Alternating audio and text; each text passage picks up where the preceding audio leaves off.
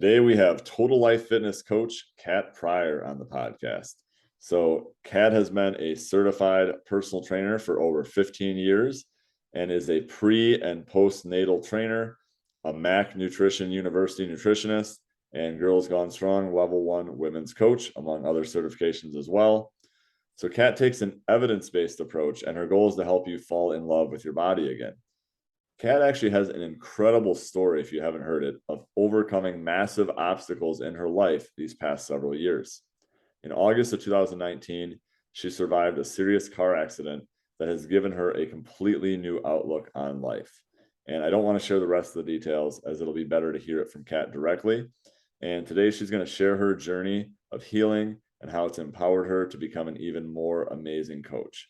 So Kat has been a valuable asset in our Total Life Fitness Academy program, and I'm excited to formally introduce her to our audience. Coach Kat, welcome to the show. Thank you very much. Absolutely. So everyone looks at you today and you're this fitness coach who's done photo shoots, is in really good shape. However, I know it hasn't always been that way, and there's always a backstory. So let's start with, tell us your background. What were things like for you growing up as a child, and how did you get into fitness? So growing up, I grew up on a farm in England, just an arable farm, not an animal farm. So I was outside a lot. I've got two older sisters, and yeah, we just spent a lot of time outside, running around, climbing trees. I was a bit of a tomboy. And I had a little pony, so I'd go riding quite a lot. I was just quite active, outdoorsy person, basically. And then fitness wise, I just loved sport. So I played on the netball team at county level. I played on the hockey team. I went to quite a sporty school from age 14. They very much specialized in sports. They had incredible sports facilities. So our hockey team did really well there as well, field hockey. And then athletics, cross country, just all the sports I just really, really enjoyed. And then I left school at 18, just got a job in an office, kind of working in textiles and fashion, completely unrelated.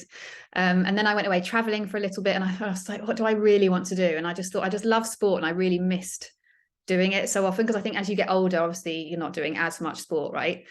So I gave it some thought, and then I thought, oh, why not become a personal trainer? And then I just get to do it all the time.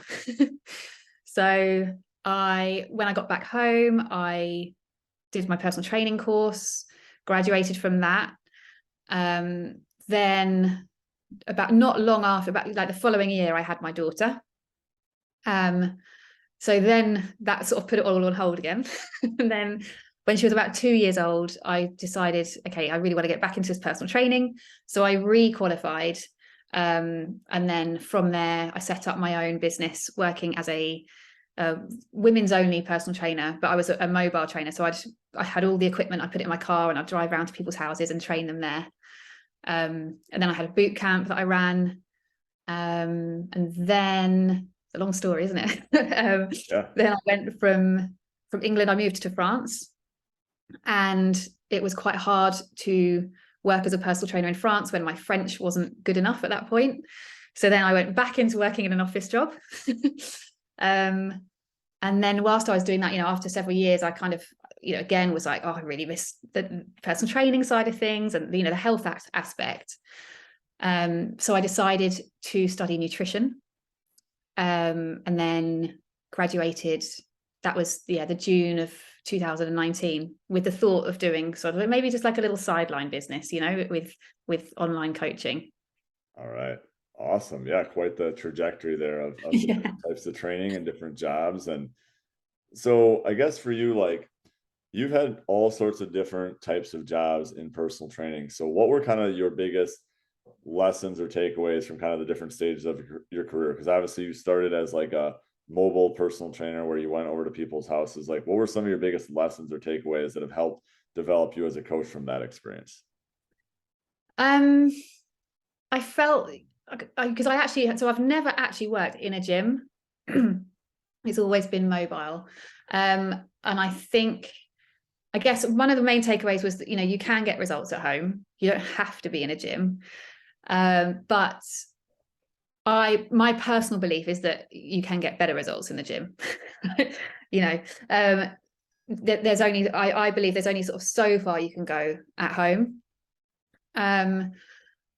So that would be one of the main lessons. And then I think as well with the boot camp, just the importance of community and getting people together is really, really important with fitness, because, you know, I definitely saw women feeling really motivated and empowered by what the other women were doing, and, you know, that sense of like camaraderie and being part of a team, and, you know, because we'd put people into like smaller groups and things like that, and yeah, it just the sense of community, I think, is really, really important when it comes to fitness, for sure. Yeah, for sure. And you're someone who, as we mentioned, you know, have lived in England and France, and a lot of our listeners are from the United States. So how is, you know, obviously I know you haven't lived in the US, but I'm sure you've obviously, you know, coach a lot of people in the US and have connected with a lot of people in fitness in the US. How is fitness or nutrition different in Europe, maybe in France or England, versus in the United States? Ooh. I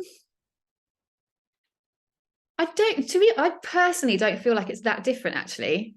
I would say, if anything, you know, from my side, perhaps not a struggle as such, but where the learning curve has been in, and actually what the eye opener was when I came to the US, and like the portion sizes are just so drastically different. Yes.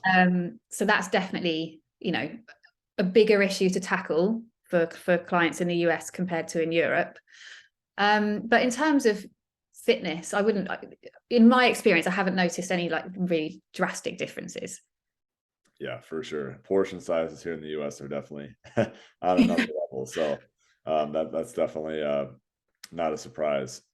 So let's get back into your journey. So you mentioned that you had been certified in nutrition in June of 2019, or that was when you'd finished it. And then, well, I guess let's just get into the story. So in August 2019, what happened? So I think as well, actually, what might be worth mentioning was in the lead up to the nutrition, and when I was sitting my exams and everything, it was a really, really stressful time for me at work. So my manager had just kind of quit, like just out of the blue like that. So then I was kind of taking on her role, but without the assistant, because I was the assistant. So work was really full on. Everything was very, very stressful. I kind of studied my nutrition. And then that summer was just a bit of a blur, in all honesty. And sometimes I speak to my mum and she says to me, you know, she'll talk about that time and she's like, you know, I used to hang up the phone thinking she's going to burn out. She's going to have a breakdown. Like it was a really, really stressful time. And it was almost, I don't know why, but it just almost feels like that's kind of significant, because then, you know, when you think like, you know, it's like, bam, like something happens and it just literally hits you. And in my case, it was a van. So that was the 27th of August, 2019. And I was walking to an exercise class. It was about 7:30 in the morning. And I was with my best friend.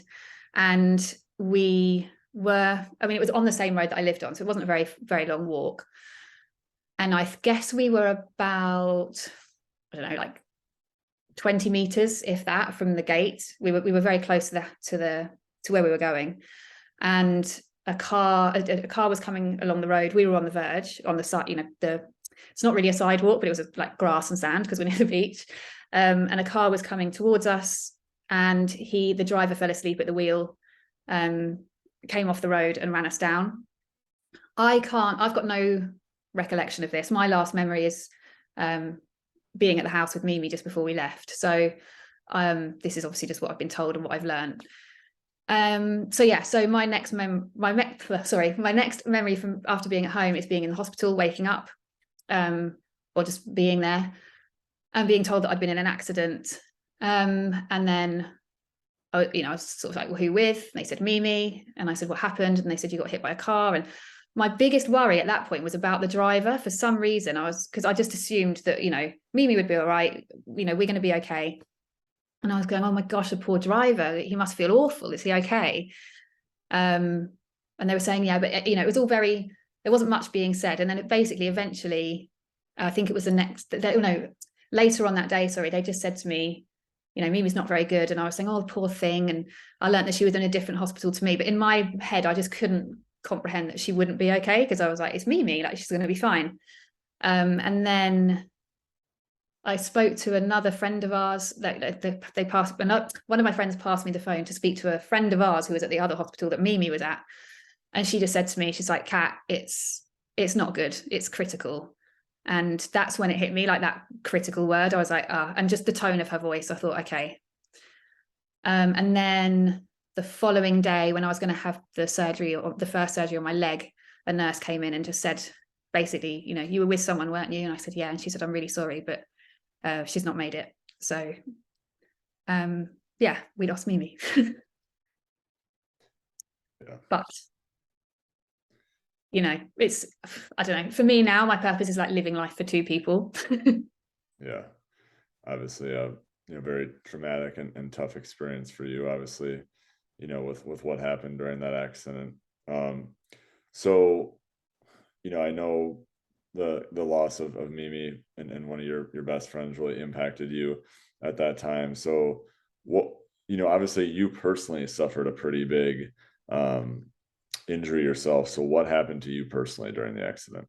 So I broke the top of my tibia and ruptured my ACL and my LCL and my meniscus and tore the biceps femoris, which is like basically like the bottom of the hamstring behind my knee.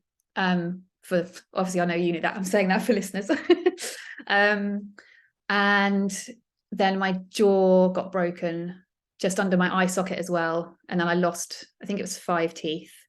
I should know that by now, but I Sure. think it's 5 teeth.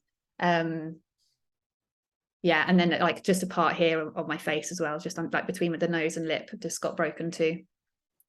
So I had, the day after the accident, I had the LCL surgery and the tibia surgery. And then I had a full leg cast for, I think it was 8 weeks or 10 weeks. And then the day after that surgery, I had the jaw surgery. And then, and then eventually about a year later, I had the ACL done. So obviously tremendous amount of injuries to you personally. Like what was going through your head? I mean, obviously I could tell you were thinking about other people at that point. Like what was going through your head with you personally when you had just learned that you had sustained all these injuries? Um, it's weird. The weird thing is, so my leg never really hurt. I never had much pain in my leg. So even though I was laying there with this long cast, I was in hospital for, I think, 10 days. But I think as well, I've blocked, I know definitely my leg, because I've spoken to my parents about it, and they were like, yeah, you never really complained about your leg. But my jaw, I can remember having a bit of pain, but I don't remember much. I think I've blocked quite a lot of it out. Because mum said when they took me down for the jaw surgery, when they wheeled me back up and they were putting me back in my room, I was like screaming out and yelling and all this, but I have no recollection of that whatsoever. So kind of disappointed, because I thought I'd dealt with it really well. Yeah. Right. So obviously a lot kind of lost in the memory of some of the stuff. But I mean, obviously you went from like this really fit person, like the identity as someone who, is very fit, like healthy and in shape. And now all of a sudden your body is just like completely hurting. You have so many injuries. Like, what are you even capable of doing at this point? Like, what's going through your mind? Are you just like, I'm never going to be able to work out again? Like, how are, like, what are you thinking at Yeah, this point? I think I mean, I couldn't really do anything for a while. And then I was taught, like the physio came around to help me learn to physical therapist came to help me like walk on the crutches and things, but I'd get head rush really quickly when I was standing up. So I mean, that was a bit of an ordeal. I was in a wheelchair for a lot of the time instead. But I just remember when I came home, all I wanted to do was walk to the beach and just clear my head and think and process what had happened. And I couldn't, because obviously I couldn't walk. It was too far for me to go on my crutches. And if I was in the wheelchair, then someone had to come with me. So I felt really trapped, because I just couldn't, like, I just remember I just wanted to scream. I just wanted to, like, just want to push everything away. It was so much. I just wanted to move my body, and I knew that would help me feel better, and I couldn't. And it was just the most frustrating thing. Yeah. I can't even imagine how you felt at that point. So when you were at that point where it was just like you're in a completely different spot. Obviously, you had experienced a tragedy with a close friend of yours. You had also yourself experienced a very serious accident where you weren't able to do pretty much anything that you wanted to do. Like, how did you even like move forward from this? Like, what were the next steps for you? Um, I had to be very patient. I spent a lot of time, it was a lot of time just kind of just laying on my bed, not really being able to do much. I'd go from the bed to the sofa, to the bed to the sofa, just waiting, just like literally just waiting and waiting to have the cast off. And actually, I remember thinking, like, once the cast comes off, I'll just be able to walk normally. I didn't realize that it was not quite that simple. But I was really lucky. We've got an amazing sports rehabilitation centre here, injury rehabilitation, and I went there for, I think, 3 or 4 weeks after the cast came off, and so that was just like 5 days a week, morning till evening physiotherapy, just the whole time. So I was very lucky to be able to go there. And how long did you go there for? I think it was 4 weeks. And how long after the accident did you start going there? That would have been November. So I think I went from beginning of November until sort of early to mid-December. So maybe a bit more than 4 weeks. Okay. And what did they do with you while you were there to help you rehab? So loads of cryotherapy, which was amazing with the game ready. That And was for those, and really quickly to pause you, for those who don't know, what is cryotherapy? so it's like a way, well, the science behind it, I have to say, I don't, you might know this better than me, but it's a way of reducing inflammation basically through cold therapy. Like Got it. And how was that? it was good. So I mean, so the game ready is like this long kind of sleeve that you put your leg in, and then you turn the machine on and it tightens up, and it's basically filled with ice and water, the sleeve. And so it's like, cold and pressure. So there was a lot of that. Then there was like electrostimulation, and then just lots of exercises. I mean, at that point, there wasn't much exercise I could do. So it was like, laying on a bed and just trying to push like if my leg was out flat in front of me, to try and like tense my knee to push a little cushion down underneath it to try and strengthen, it's just basically trying to strengthen that. Some time in the pool, and then just basically relearning how to walk, the pattern of the foot and how it should be. I mean, I still think I walk a little bit not quite right, but I do my best. Absolutely. So how long after the accident did it take for you to be able to get back to like walking unassisted, like you didn't need anyone, like you felt comfortable with your movement pattern? I would say so. After that, I went home and I was walking unassisted sort of by Christmas. But like going downstairs and things was very difficult. Not very difficult, but scary as well. It just, and I couldn't quite bend my leg enough. And yeah, I'm even still now, I get a little bit nervous at certain things. But yeah, and then after that, I went just to like I saw a regular physical therapist 3 or 4 times a week. And it just felt like a drag, to be honest. It was just like, oh, here I am again, doing the same exercise again, and watching my little, we always refer to it as my little leg now, because it was just like spaghetti leg, my friends called me when the cast came off, because it was so little. But yeah, just keeping on, and just every time I thought, this is just, I don't want to be here, this is really hard, I just straight away would be like, no, like, you're really lucky to be here. And I would just, it's like I could always just feel Mimi being like, come on, you've got to do this, Yeah. So why don't you talk about that? Like, obviously you experienced a very traumatic loss of a friend. Like, how did you deal with that? I was adamant that I didn't want to take any medication, and that I wanted to just process it on my own. I started seeing a psychologist in the October, so about 2 months after. And she, I think, when I look back, it's classic me as well, but she was like, my first appointment, I was so worried. She basically said to me towards the end, you're not talking about you, you're talking about, you're so worried about your friends because they've lost Mimi as well. And I think basically I hadn't really realized the gravity of what had happened to me. It was more like, we've all lost Mimi, oh my God. And I didn't want anyone fussing around me, because I was just like, I'm fine, like, doesn't matter, I'm here, and it actually wasn't until a little while later that a family friend of ours was in an accident as well. And, you know, she could have died, which I have to accept that, you know, I could have died. That could have been me. I could have died as well.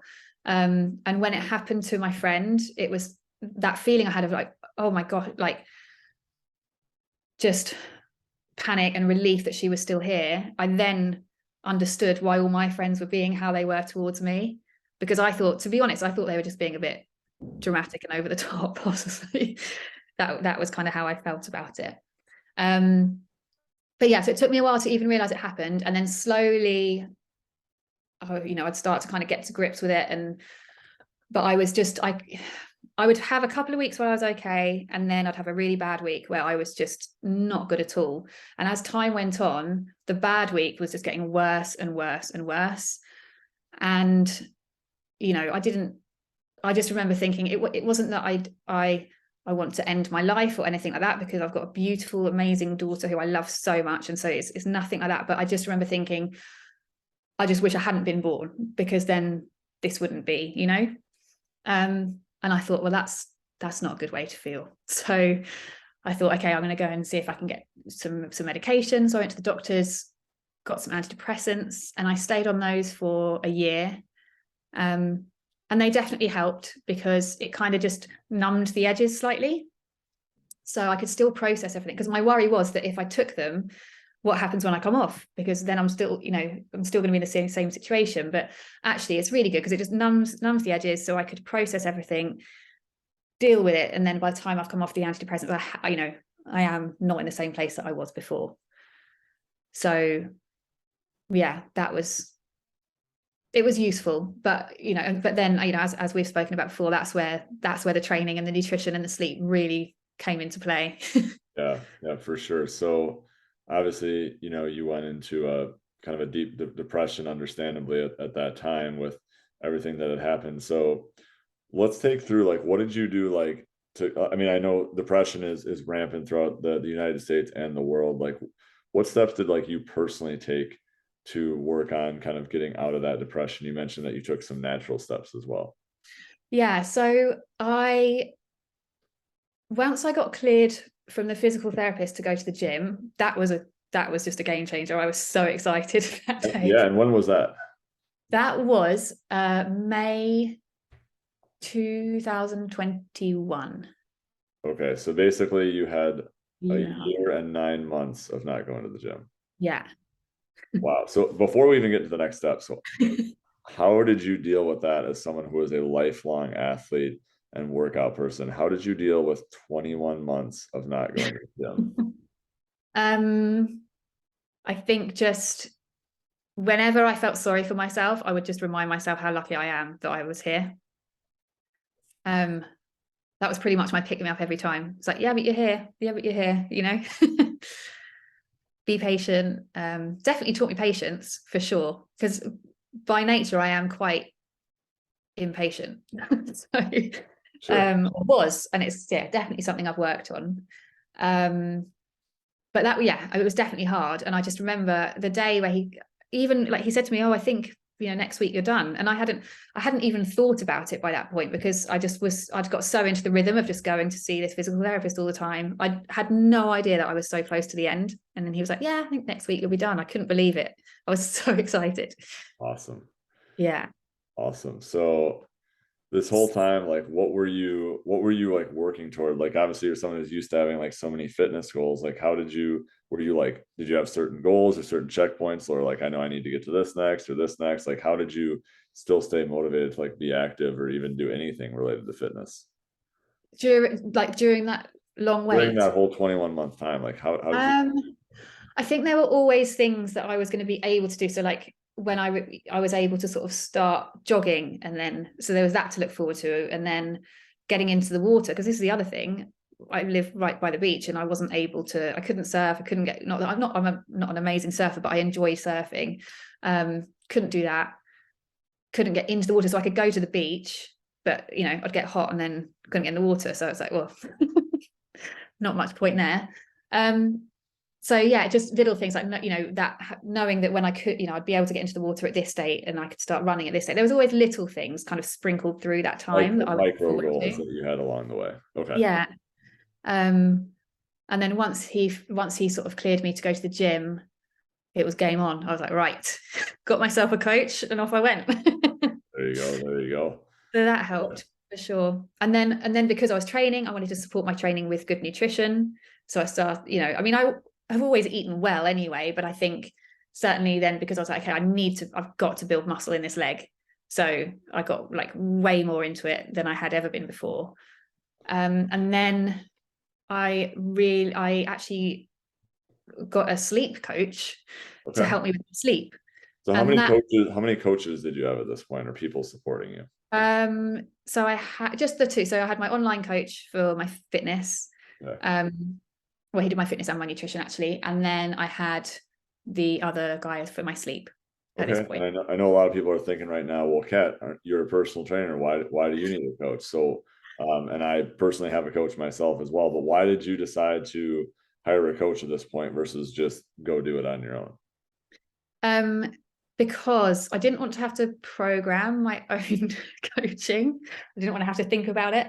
I also, I do, even as a coach myself, I need to be held accountable 100%. Like, we're not all motivated all the time. And as much as I love training and it's part of my life, and I can't imagine ever not doing it, it's very easy to slip. Oh, I'll just miss this session, or oh, I'll just do this just this once. There's the odd little thing and it soon adds up. So, and I was very focused. I knew I wanted to get stronger. I'm still now learning my limits with my knee, but yeah, it just helps to have someone else kind of casting an eye over your progress really, and helping you course correct if things are not going not quite as well as you'd hoped. Yeah. And also as well, actually on that, there were weeks where I really struggled and I was struggling mentally, and my coach was actually really good. And just to have someone else to talk to about it that isn't in my life immediately, but knows of my situation and can kind of give an objective view on things was really helpful. Oh yeah, I'm sure. And I'm sure just with everything that had gone on, you just benefited from having someone else. So let's talk about so in May of 2021, that was when you hired the coach then, correct? Yeah. Okay. And when did you hire the sleep coach? That would have been, so hang on, let's do this. That would have been sooner. That was February. February. Okay. So February 2022. Yeah. Yeah. Okay. No, 2021. So just before. Okay. So right before that. Okay. So what, some people might be wondering, so why did you hire a sleep coach? I'm very curious by nature, I think. And I'd heard about him and I thought, well, I didn't feel like my sleep was awful, but it wasn't amazing. Like I was sleeping a lot, but still felt tired. And I couldn't really work out why. I was like, why am I tired if I'm sleeping so much? And so I hired him, and he just kind of it's honestly, you just have to tweak a few little things and it completely changes everything. It's quite amazing. But very soon I was kind of sleeping much better. Like the quality of my sleep was so much better. I was waking up earlier, but feeling way more energetic, thinking clearer, just everything. It was really, really good. And I think, well, that is actually it was that kind of tied in with coming off the antidepressants, because what I realized was I was forgetting to take them sometimes. And I thought, okay, so maybe I'm not as reliant on these as I thought. So then we kind of put the dose down a little bit, and then eventually I started taking them every other day instead, and came off. Yeah. And then that tied in with training more. So do you see what I mean? Like it all kind of Right. So how do you feel like, just what were kind of the steps then to get back to a natural way to treat your depression? Because I think a lot of people are on medications for many years and do have maybe the desire to get off. So how did you then actively make the decision to get off them? And how have you noticed that like training, nutrition, sleep, like health stuff, how has that like helped you deal with the depression? I think the decision to come off them, I think even when I went on them, I knew that it was not something that I necessarily had wanted to do, but it felt like a necessity. So in my mind, it wasn't going to be a long-term thing. And it definitely helped me. But I guess I'm kind of, I am quite holistic, and I personally believe that, if we look after our mind and our body, then, maybe we don't need these things. So, at the point where I went on the antidepressants, I couldn't move my body. So of course I needed something else to help me to process things and to feel better. But yeah, so I think as well, I guess I'm just quite strong-minded. If I decide like I'm doing this, then it's happening, So yeah, there was that. And I've got the most amazing friends and support network, family, everything. I'm really, really, really well surrounded, like incredible. Like cannot fault my friends for how amazing they've been, really. So that definitely helped. But I just believe, moving your body and nourishing your body. There's the gut brain axis, which I fully believe in. Like, you've got to have a healthy gut to have a healthy mind. And just, moving your body, because moving your body is getting all the energy around, it's moving energy around your body, right? If you're just sat still, it's just stagnant. So no wonder you're having like maybe these bad thoughts and things, but you've got to move your body to kind of shift these things around, is my personal belief. Maybe that's a bit woo-woo, but Right. No, hey, I resonate with that as well. Motion creates a positive emotion, can definitely help with mindset and everything else. So let's flash back here a second. So May of 2021, you're like cleared to go to the gym. I'm sure you're ecstatic, happy. You're like, hey, I can train again. You hire your coach. Okay, so what happens with your training from here? Like, how do you progress from here? What are you working toward? So then I decided I wanted to do a photo shoot. I think because a friend of mine was doing one, and I was like, that's actually a really good idea to kind of, I guess I felt like it was a bit of like a rebirth in a way. That sounds really weird. You know what I mean? Like, okay, second chance, let's go, and I kind of just wanted to mark that. So, but at the same time, it wasn't, I didn't feel loads of pressure around it. I wasn't like, I need to look a certain way for this photo shoot. So I had it booked, but I wasn't, desperately trying to diet down and be in a certain condition. But obviously I've also got an ego because I'm human and I wanted to look nice. So it was like, I didn't have that huge pressure, but I was kind of looking after myself. I was training well, eating well. But, like if there was a Friday night with friends, I wasn't going to be like, no, I can't because I have a photo shoot in 4 weeks kind of thing. I was just kind of trying to do it with a bit of balance. Sure. So yeah, training wise, I started off 3 times a week. And then I guess after about 4 months, I went up to 4 times a week. I was just trying to be kind of careful and see what I could do.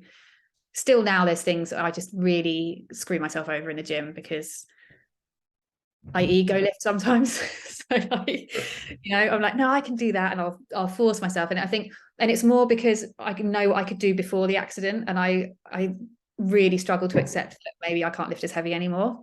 So every now and then I'm like, yeah, I can. And then I'm like, oh, no, I can't.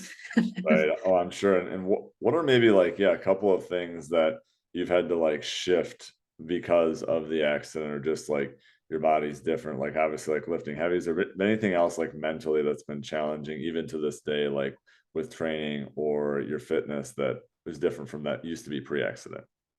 I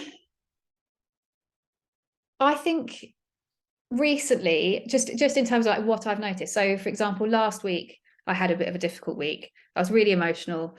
I was feeling a bit down. I have no idea why. Maybe because I've got the jaw surgery coming up. So obviously because my jaw's still not fixed properly. So I think with that kind of looming over me, so I'm someone that sometimes doesn't really recognize certain emotions, like that I'm feeling something until it's too late. So I think that's kind of been bubbling under the surface. So I've had a difficult week, 10 days or so.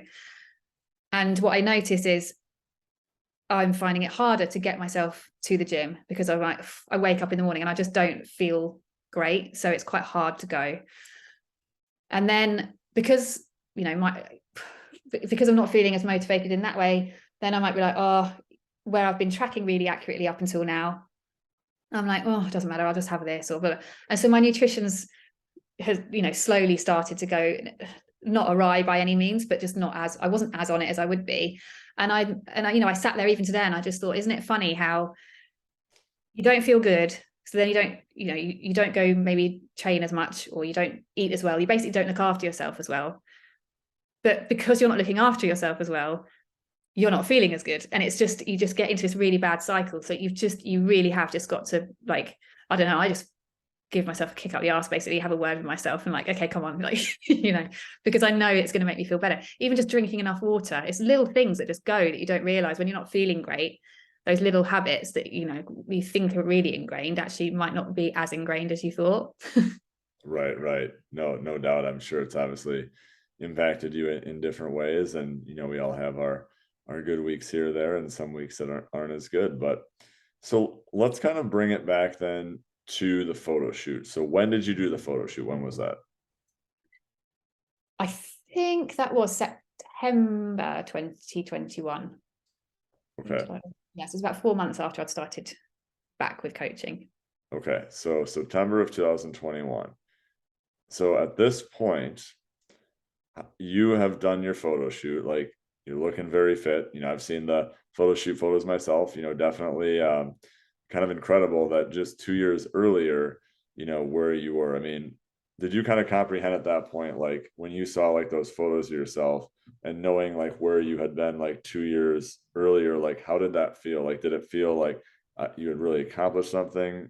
Did you not feel as much? Like, what did you feel like after those photo shoot photos had been done and you saw the results?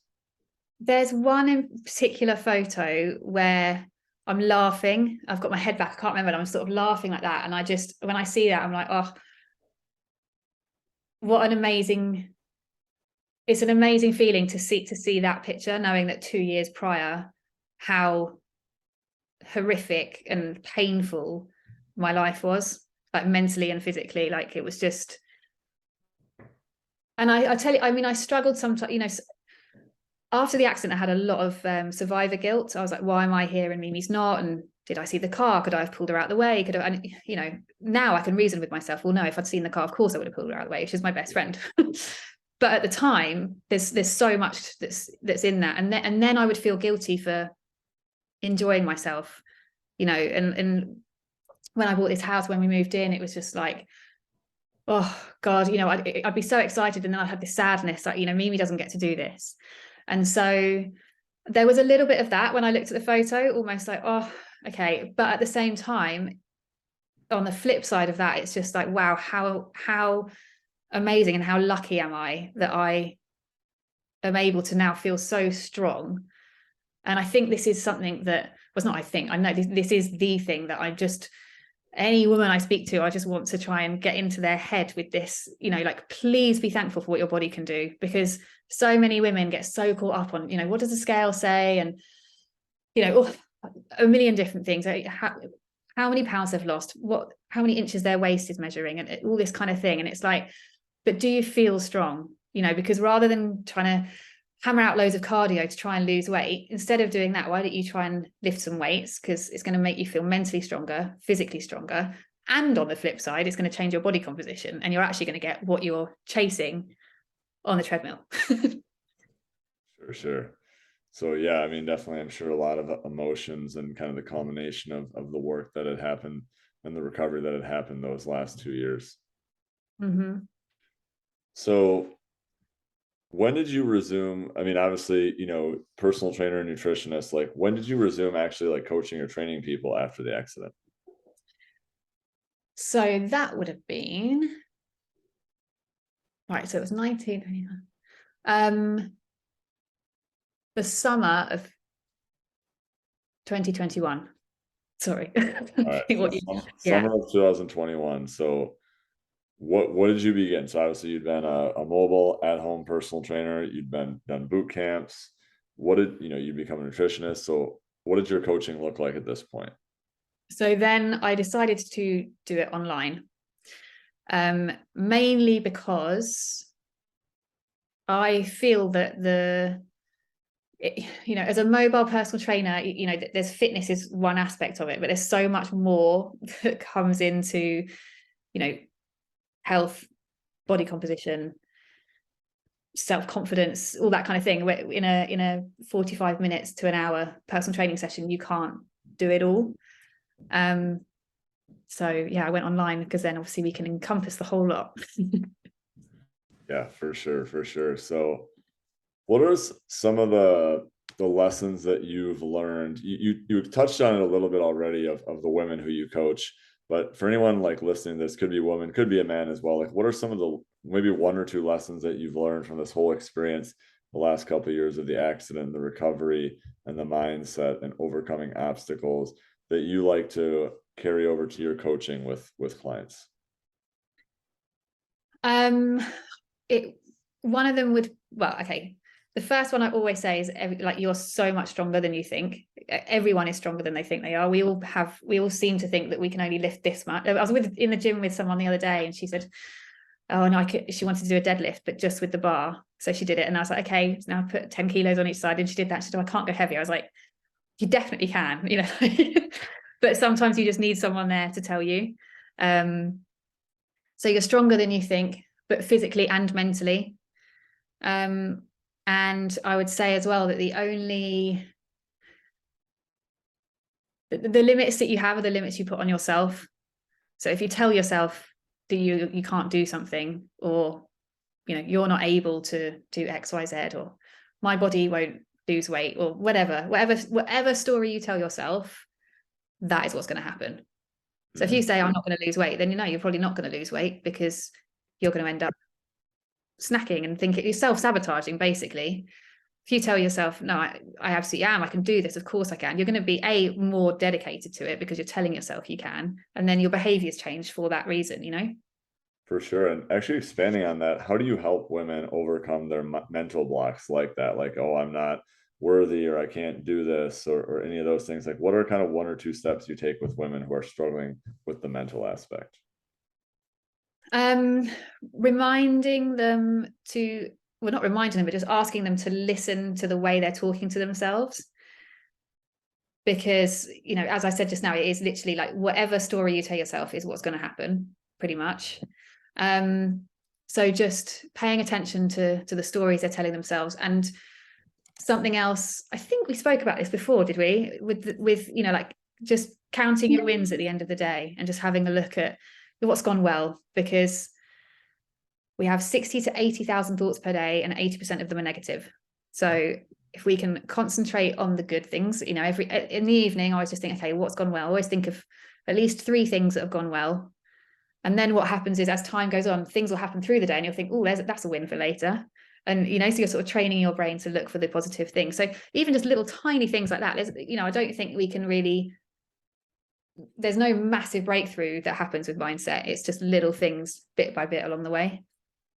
Yeah, I love that. So what are your goals for the future with your fitness? Well, I'm going to do another photo shoot this year. So the coach that I have, she's got 4 shoots on this year. She's got one in April, but I can't go because my parents are visiting. So, but I think there's one in June and there's one in July. The July one, I think, is a gym shoot. So I'd quite like to do a gym shoot, because the other one I did was kind of like more lifestyle.